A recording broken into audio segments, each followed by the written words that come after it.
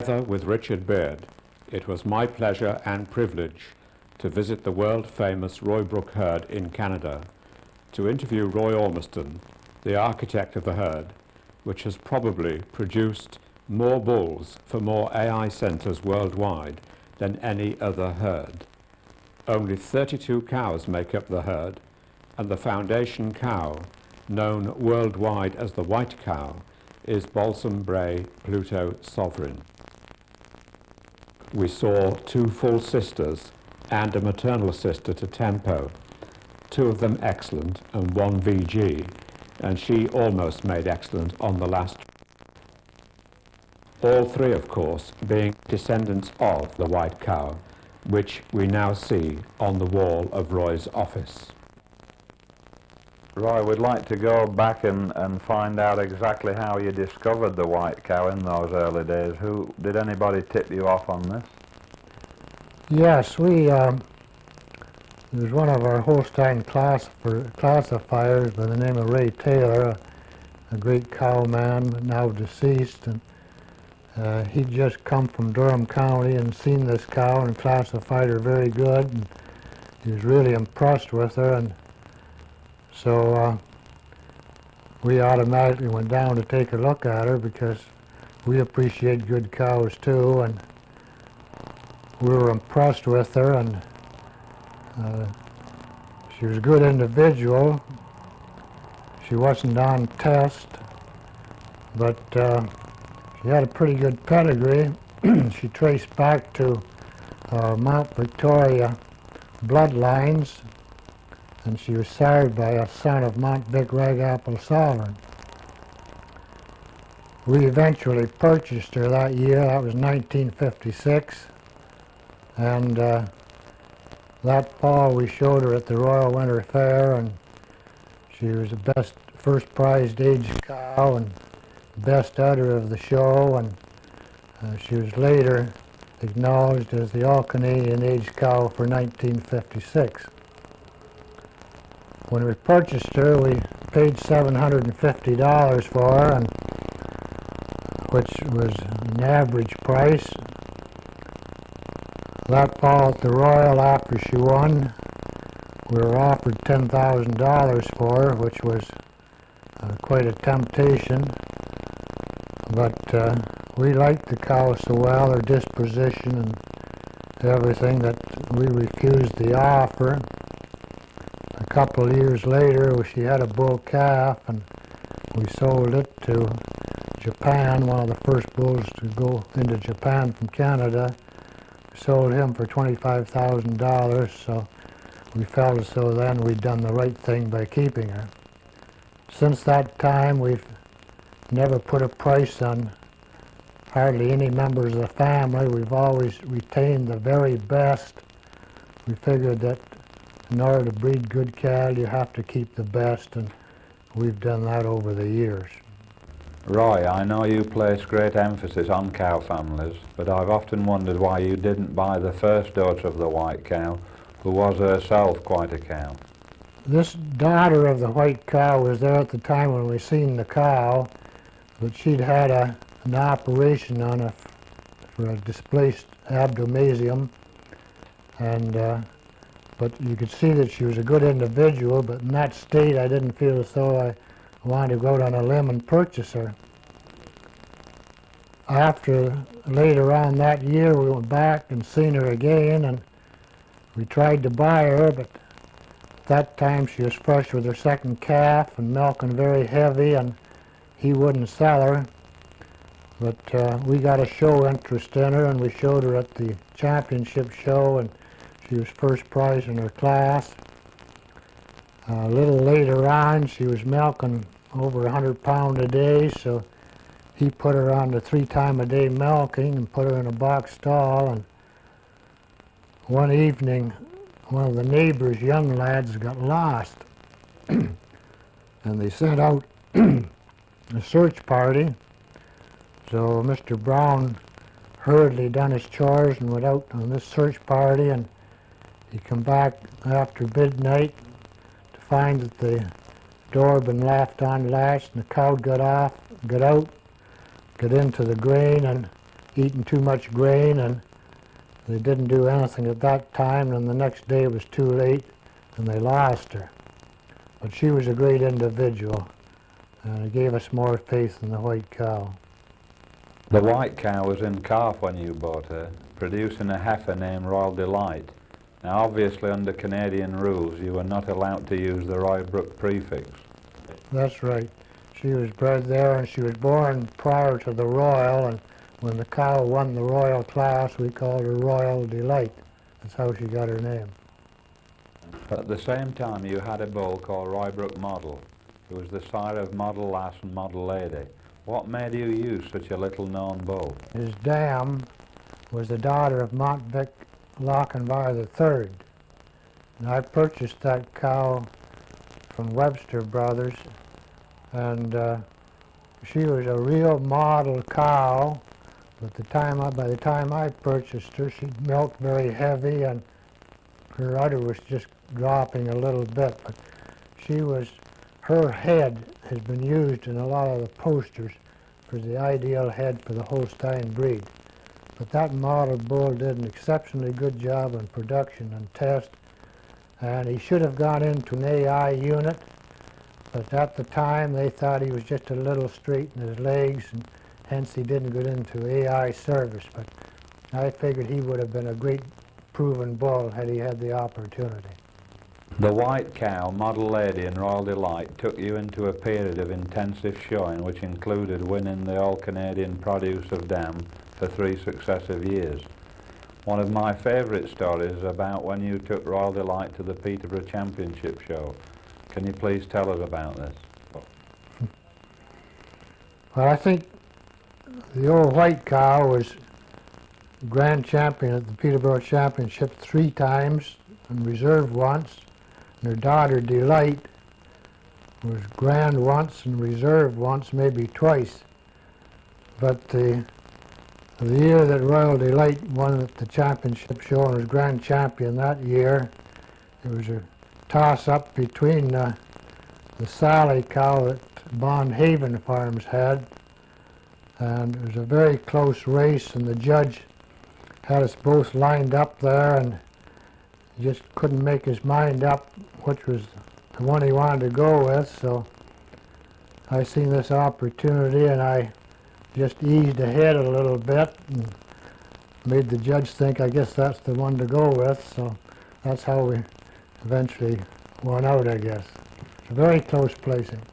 And that was the year that Sally went on to win the Winter Fair, the Bond Haven cow. That's right. Did Royal Delight go to the Winter Fair that year? Yeah, she was second to Sally at the Second. Royal Winter Fair, and I think that's the year that she was best udder at the Royal too. Yeah. I don't think it's ever happened before where a mother and daughter have both been best udder at the Royal Winter Fair. Roy, concentrating on the showing for a moment, would you say that showing has influenced your breeding decisions? Well, I think the show ring has a place. I mean, number one, I think it's a great advertising media. Gives you an opportunity of sizing your animals up with your neighbors. There's some drawbacks. Have to consider the health of animals. It's also detrimental to your production records, moving cattle around the shows. But I think in our later years we haven't showed as much. I don't think it means quite as much to us. Perhaps maybe because I've showed for over 50 years and I'm getting a little tired of it. But mainly I think that our extended pedigrees pretty well tell the story on an individual. You got their production records and you got your classification. And I think maybe your classification is a truer picture of the type of the animal than maybe than a show-winning offspring. And I think the show-winning awards are maybe a bonus, but as far as selling bulls today, I don't think the show-winning awards have too much influence on the pedigree of the animal. One of the men that you most admired was long-time Holstein fieldman Robert Holtby. When he retired in the early 50s, how did you come to take on his job? R.M. Holtby was Mr. Holstein. He was one of the great extension men of her time, and he was well liked throughout North America, not only in Canada but in the States as well. And I always had admired him very greatly, and I mind one time saying to him I wouldn't mind doing his kind of work.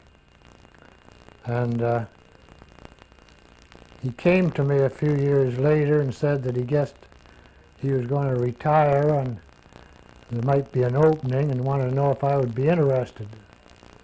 At that time I had a small herd, and I was into the chicken business in a big way and doing fairly well, and I said I didn't think so. Next morning I woke up, misty night. Next morning my chicken business has all gone up in fire. So that kind of put a different perspective on the situation, and so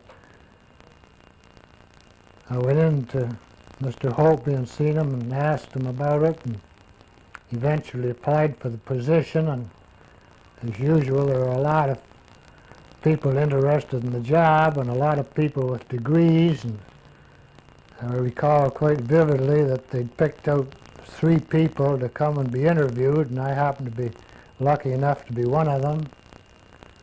And the other 2 participants were there too, and I remember J.J.E. McCaig of Glenafton Farm was the president at that time, and they were all sitting around there, and they interviewed me, and they asked me if I'd been to Guelph and got a degree, and I said no. I said I had an opportunity, but I stayed home, milked cows 3 times a day.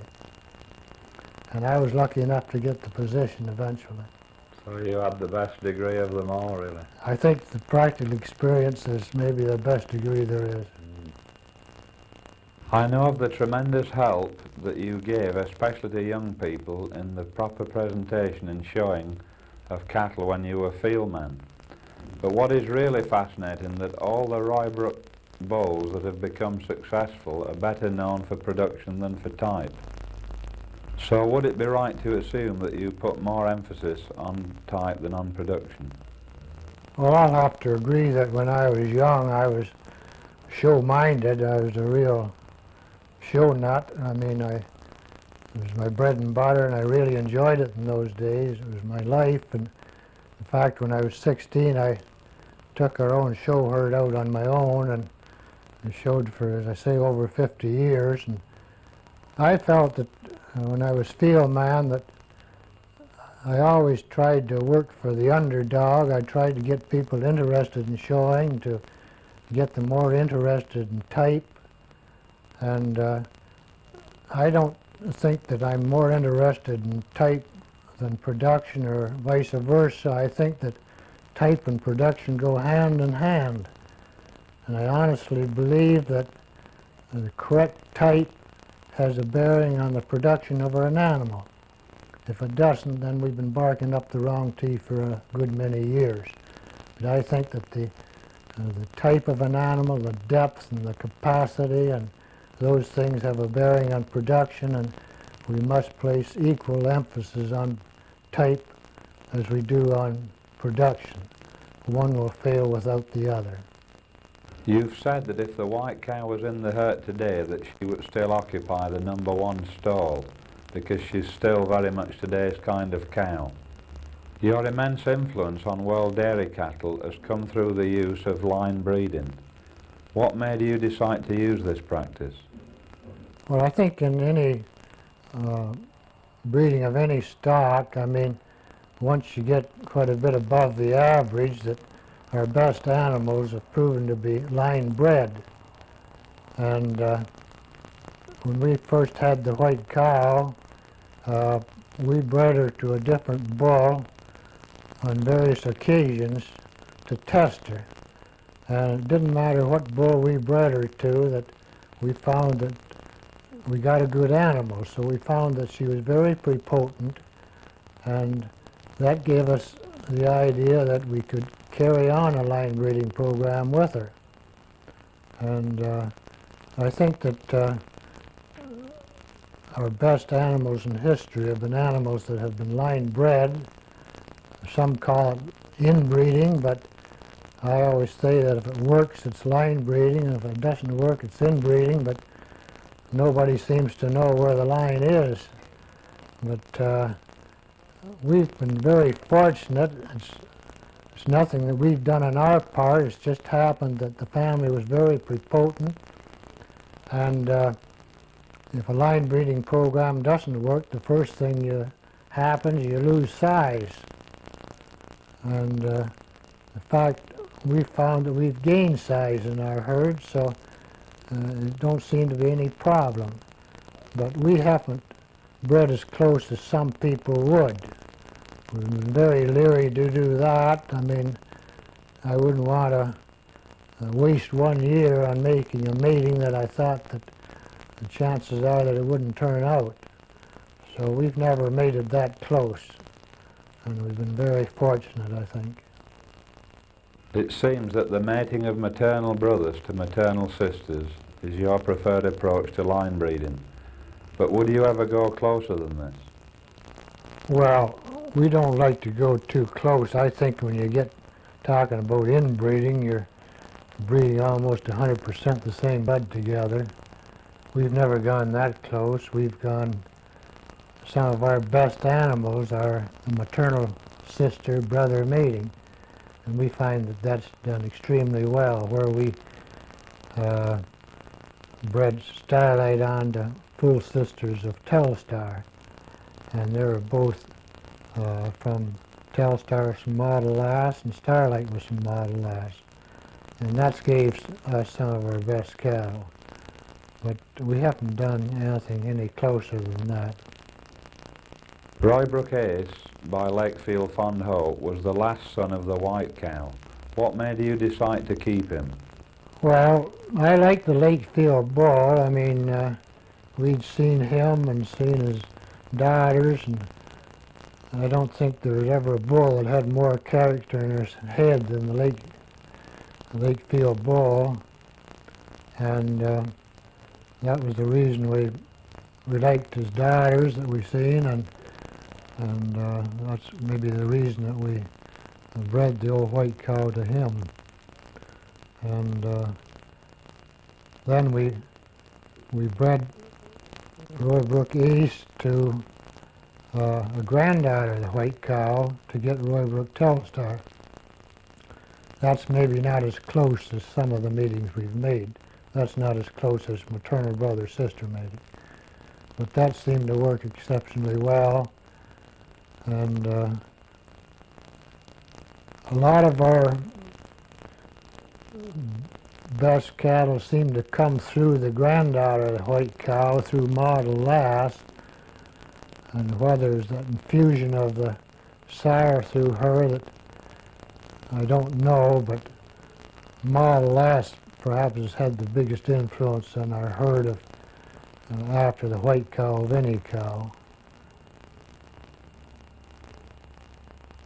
But we're even line breeding now. We've been breeding Starlight daughters to Roybrook Temple, and Temple is a Starlight son, and vice versa, and it's working exceptionally well. We had some students in here a while ago and showed them some Temples, some Starlights, and they said, "You shouldn't do that. It's too close." So I showed them these daughters, and some of them were very good with their first calf, and they shook their head and they didn't say any more then.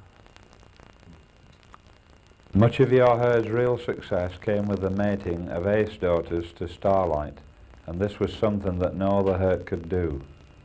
Starlight went on to become a well-renowned bull. Did you sell him outright to United Breeders? Very interesting story about Starlight. When he was a calf, Dick Brooks from Packlemore Farm in the States had the first option on him, and he came up to see him. He flew up to Oshawa, and I picked him up at the airport, and we come out. seen the bull and seen his dam, and I told him I wanted to sell a half interest, and I wanted $50,000 for a half interest. That was pretty good money in those days. And he offered me $45,000, and I thought by the time I got to the airport that maybe he'd give in, because I'd made up my mind I wasn't. But he didn't give in. A week or two after that, the unit got in touch with us, and we were interested in the bull and wanted to buy him, and they wanted to buy him outright. So we sold him outright to the unit. Months later, I seen Dick Brooks at the Royal, and he said, "I'm bringing down my herdsman to see that bull." I says, "What for?" "Oh, we just want to see him, see what he looks like." And I says, "He's sold." He was quite surprised. But the bull was sold outright to United Breeders, and we didn't have any royalties or anything. I mean, that just shows how stupid we are, that we, a lot of people think we had an interest in him. Our name was on the pedigree because when he was a yearling, we had a show interest in him, and they left our name on there forever, but we never got any monetary gain from the bull, and there's quite a few $1 million worth of semen sold from that bull, but as long as we get enough to eat, we don't care. When the first Starlight daughters came into milk, many farmers became very concerned because they were not used to heifers milking so heavily. Did anyone, particularly at United Breeders, get cold feet about using the bull? I don't recall, of course I'm getting old and I forget, but I can't recall any time when anyone had cold feet or were in doubt as what the bull would do. I think, as you say, the heifers came into milk and produced extra heavy. They were criticized for being a little bulgy in their fore udder, but any cow man knows that a heifer that milks heavy, she pulls up on her abdomen and leaves her a little bare on that fore attachment. And they were criticized on that on their first classification. The next year our classifiers went around and they didn't see that. The attachments were very satisfactory. And it was a lesson to our classifiers and also to a lot of other livestock men that that's a temporary condition where an animal milks heavy. It's just tissue there, and when their body comes down, it molds into the fore udder. And I don't think that there are too many bulls that have put the production and the test into cattle as much as Starlight did. There's some bulls that maybe put as much milk in, but not as much test. And if they were mated on to good type cows, he did a pretty good job. And it takes a long time to fully realize the value of any great bull, but I think it's true to say that maybe Starlight has a higher percentage of proven sons in the world today than any other sire. That's what they tell me. And that's quite a compliment to him. Not only to breed good himself, but to produce sons that can do the same. Tempo is considered to be Starlight's greatest son. But how much do you think that his dam, Briarwood Melissa, who was side by Telstar, influenced the success of this mating? I seen Tempo's mother at the Ottawa Winter Fair. She was showed as a 2-year-old, and she was one of the biggest 2-year-olds I ever seen. In fact, she was as big as a cow then. She was grand champion there. And being a Telstar daughter, we were kind of interested in her for advertising purposes, and the owner at that time wasn't too well known. He wasn't an outstanding breeder. We asked him how much he'd sell the cow for, and some of his neighbors who were cowmen talked to him, and he put a price on the cow, which is the price of a good farm, and so I just let it ride at that. That year they brought her to the Royal Winter Fair, and the owner wanted me to show her for him, but I said, no. I said, we had a Telstar daughter in the same class, and I didn't think it'd be fair for me to show her, but I told him I'd get the best showman in Canada to show her for us. So we got Lloyd Pickard to show her, and she won the class at the Royal that year, and she was All-Canadian that year, and she was reserve the next year, an All-Canadian 4-year-old, All-Canadian age cow, and Grand Champion at the Royal in '71. But that year at the Royal that she was first prize 2-year-old, and the Sale of Stars got her consigned to the sale. There was a lot of interest in her, and there was a lot of money, a lot of people there that were hobby breeders and people that had money, and I didn't have any, but I liked the heifer, and the only thing I was concerned about at that time, that would her rear udder extend out the way it looked as though it should. And as time has proven, it did come the way it should. But we bought her at the sale a little over $7,000, and the runner-up was a fellow from Michigan. I forget his name now, but he had enough money that he could afford to buy her, and the next year, a year or two, and we'd been winning with her, he come up to me and said, well, I guess I should have bought that cow. And I said, well, you didn't have enough money. I said, I had to go to the bank and borrow the money. It was one of the best investments we ever made. Not only was she by Telstar, but her dam traced it back. I think her dam was started by Citation R. And as it proved out that that was one way of bringing in new blood into our herd. She was started by Telstar, and as years have gone by, we've been amazed at the ability of that family to produce and reproduce, and we value them very highly as a cow family today. And the tempo was a result of breeding that Telstar daughter onto Starlight.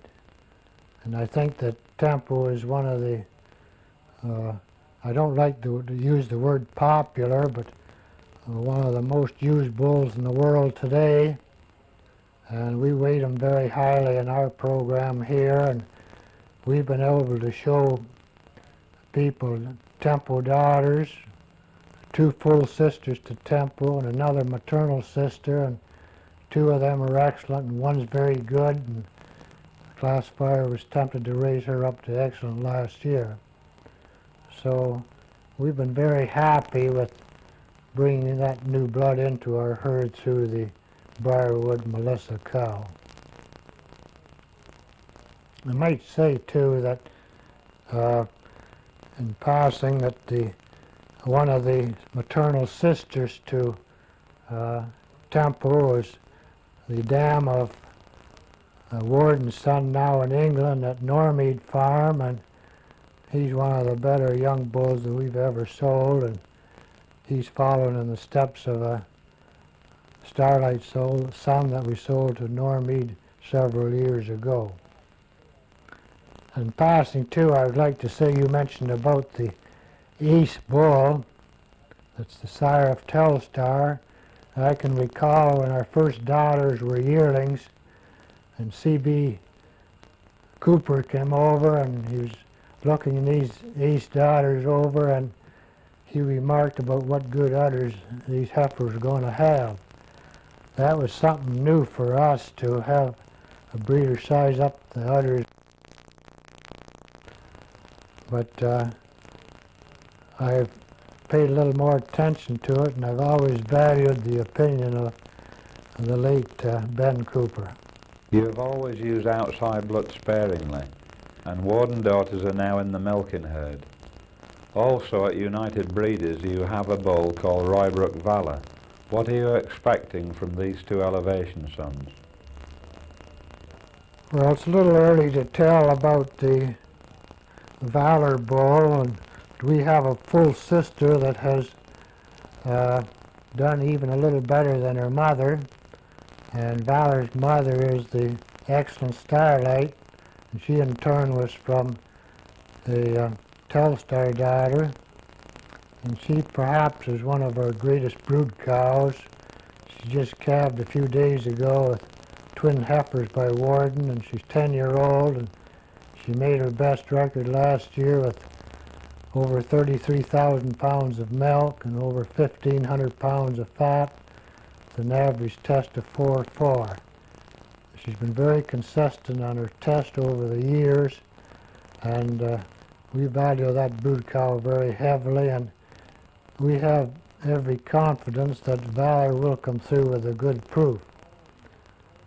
As far as the Warden bull is concerned, we have daughters in milk. They didn't enthuse us too much when they first calved, but as time went on, they seemed to improve somewhat. I still can't give a candid opinion of what I think of them. I think, back in my mind, I think there's a little to be desired in elevation udders. I would like to see a little more quality and texture in those udders. And they're not the type of udders that we're used to in the Tempos and the Starlights. But mind you, I mean, Warden has done a good job in some other herds, and I'm not saying but what he may do a good job on our herd, but it's a little early to tell. But it's I'd like to have just a little better quality udder in them at the present time. Are there any other bulls that you see around today that interest you, able to bring in?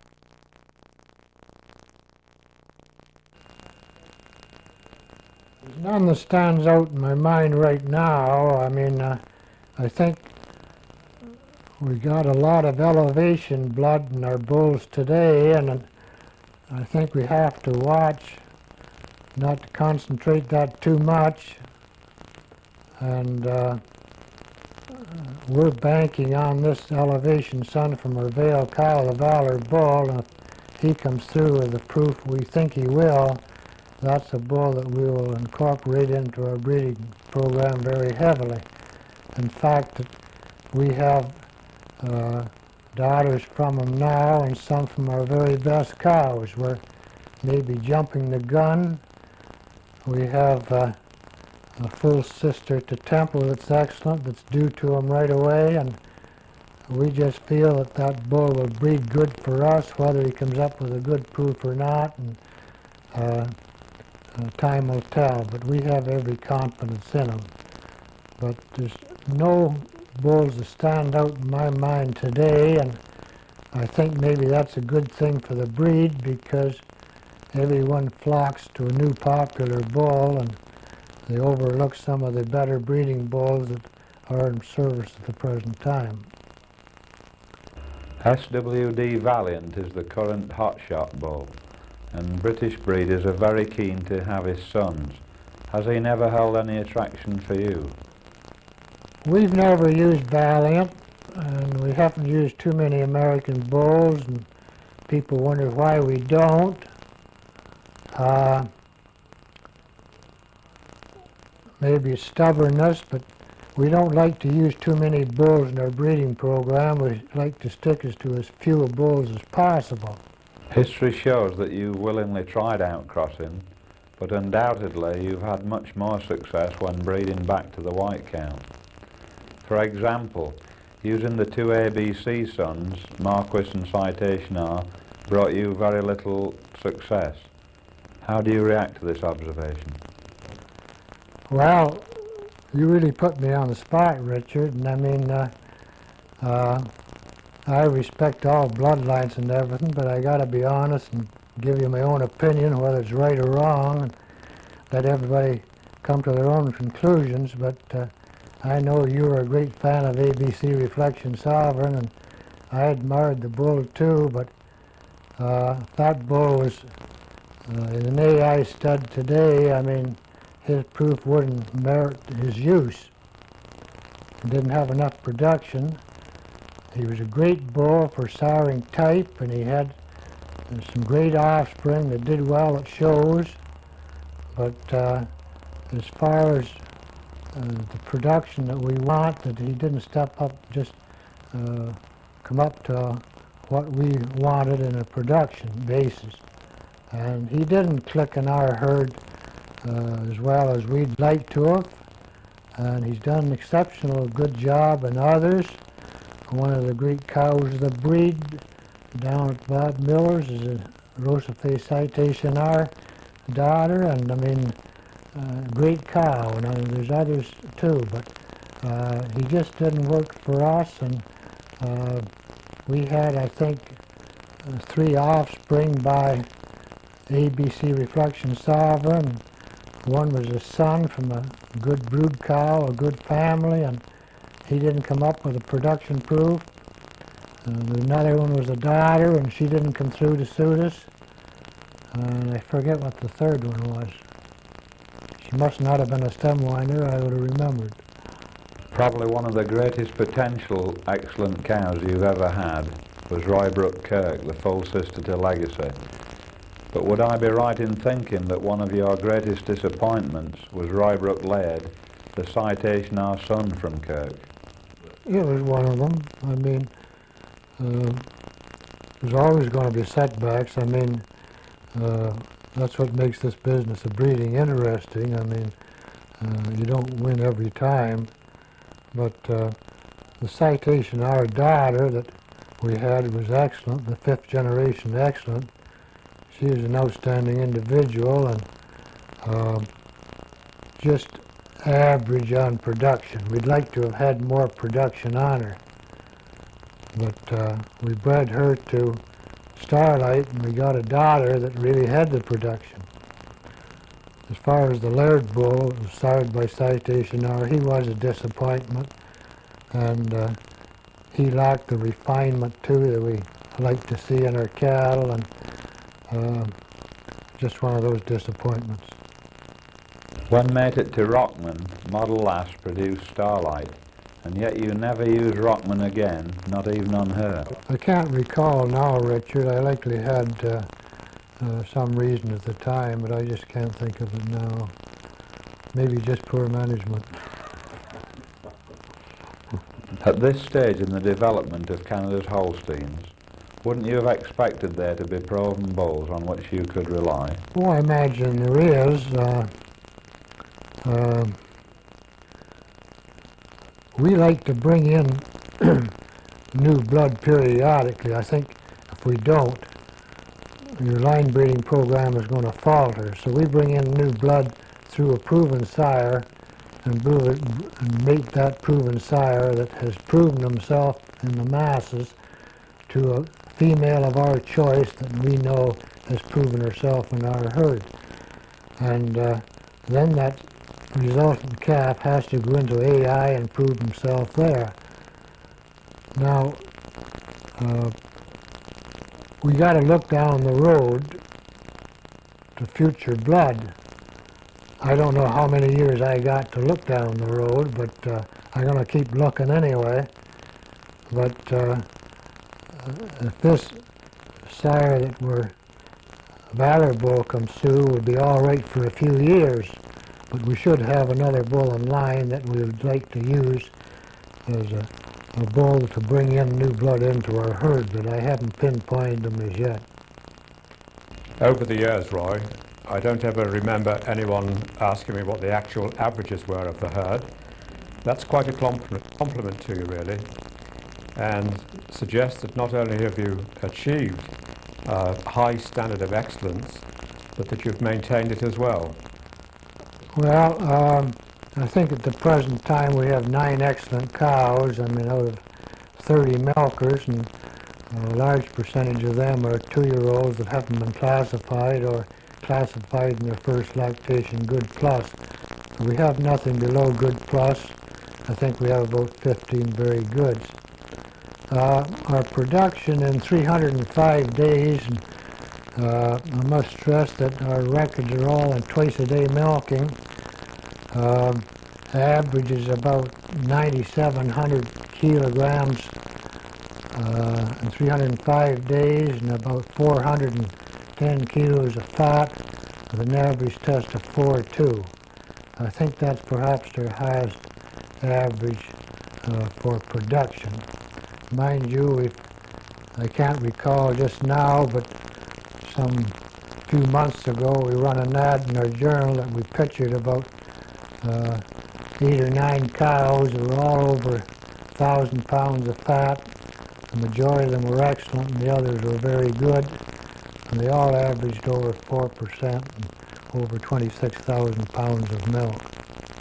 Obviously, management and feeding play a big part in breeding. To what extent do you think that applies in this case?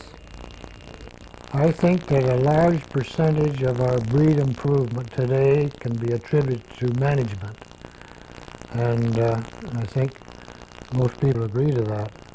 And I think everyone's done a better job on management, how to feed these cows and how to look after them and how to do it economically, because there's no use of putting $5 worth of feed into a cow if you're only going to get out $4 in milk. So it's a matter of feeding them the best way you can to produce as milk as cheap as you can. It's not enough just to make big records. And that may be good for advertising, but the reason we're into the dairy business today, the reason we keep dairy cows is for the production of milk. And we have to be in the position of producing that milk as economically as we can. And I don't think there was ever a time when that was as serious as it is at the present time. No matter what country you go into, there's an oversupply of dairy products, and we have to do a better job of producing milk. Roy, I have one final question for you, and that concerns embryo transplanting. It's been with us for about 12 years. It's being used quite successfully by a number of people. Have you used it? What kind of results have you had if you have used it?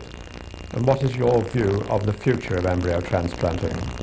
Well, if it hadn't have been for E.T., we would have been minus some of our top cows today in our particular case.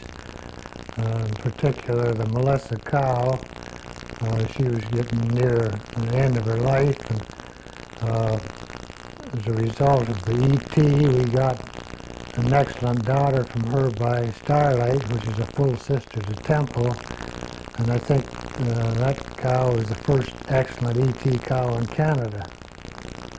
And I think that we don't practice E.T. a lot. It's mostly on our older cows that have proven themselves, and cows that perhaps haven't got too many more calves in them, and we found it a benefit from that standpoint. As far as E.T. as a whole and the breed, it hasn't made the genetic improvement of the breed that we thought it might. It's a very small percentage, and I think maybe management has made a greater contribution to improvement than E.T. genetics. Well, Roy, we've heard quite a lot about the white cow this afternoon. Would you like to tell us something about the black cow there on the desk? Well, when you mention the black cow, I refer to the Roybrook cow. She's one of the first daughters of Starlight to go excellent. Besides that, she made over 30,000 pounds of 4% milk, and she's been quite an outstanding brood cow. Her sons have been in many countries and have done a pretty good job on the average. And this cow is, as we look at her, is the true type model of the British cow with Carroll's color markings on it. I feel that this is the best true type model I've ever seen of for our Holstein cow. The dairiness in her head and her neck and top line and the rib and the balance of udder and feet and legs. I've told many a visitor from other countries, and they've also admired this cow, or this two-type model, and this Carroll cow is a very close likeness to this two-type, and I think you people in England or the British Isles would be congratulated on having a model as good as this. I think it's superior to the model we have in Canada. Roy, we've come to the end. They say all good things come to an end, and we've had a most enjoyable hour with you. I'm sure that the people who see this film back home will be most impressed, especially those that have not been able to come to Canada. And it's also very nice to know that we have something in Great Britain which you consider superior to what you have in Canada. A very sincere thank you from Richard and I for the time which you have given us.